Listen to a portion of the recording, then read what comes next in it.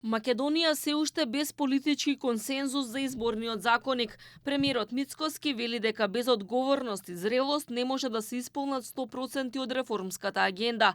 Иако за тоа да се случи останува само усвојувањето на изборниот законник до средината на јули, вели не знае зошто опозицијата блокира. Уште еднаш ги повика опозицијските партии да дадат предлог, наместо да смислуваат изговори и одолговлекувања. И повторно апелирам на одговорност, на зрелост од страна на опозицијата. Предлогот е на маса.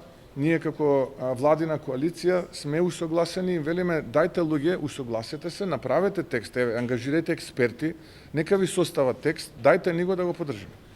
Еве и тоа не го прават. Сега наистина не знам. Опозицијата пак обвинува дека поради премиерот Мицкоски Македонија повеќе не била на европскиот пат. Според председателот на СРСМ Филипче, спорен е начинот на гласање на диаспората, кој би можел да го наруши легитимитетот на некои следни изборни циклуси и бил доказ дека владата не била заинтересирана за Европа.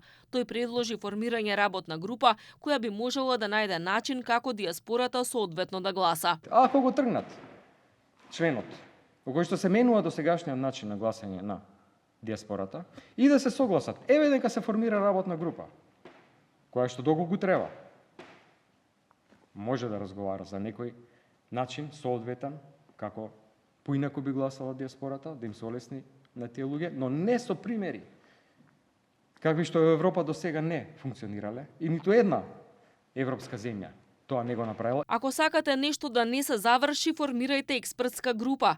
Ова е одговорот на премиерот Мицкоски на предлогот на Филипче. Мицкоски вели ретко кога имало ваква влада која и нуди на опозицијата бланко простор да состави текст кој би бил поддржан од сите.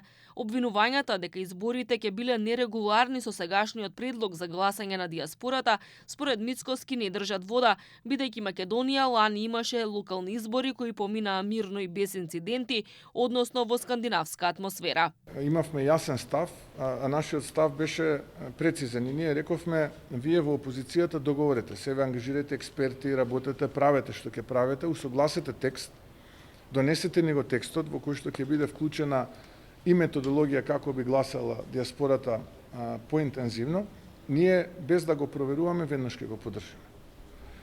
Ни тоа не го направија. Така што еве, по коректен, ние камоли ние кога бевме во опозиција да имавме ваква влада која што ќе ни оставаше бланко простор за да можеме да поднесуваме решение. Еве, оваа опозиција за жал никако да се снајде да излезе од своето политичко мочуриште. Инаку од државите на евроинтегративниот пат, идната недела Украина и Молдавија ќе отворат по 2 кластера во преговорите со ЕУ, а Црнагора и Албанија ќе затворат по 3.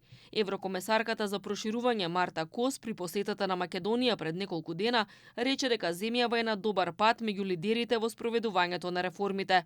Во врска со неголемата пречка бугарскиот услов за уставни измени, кој стана дел од преговарачката рамка, Мицкоски во повеќе наврати порача дека нема да стави потпис на уцени без разлика на политичката цена која ќе треба да ја плати.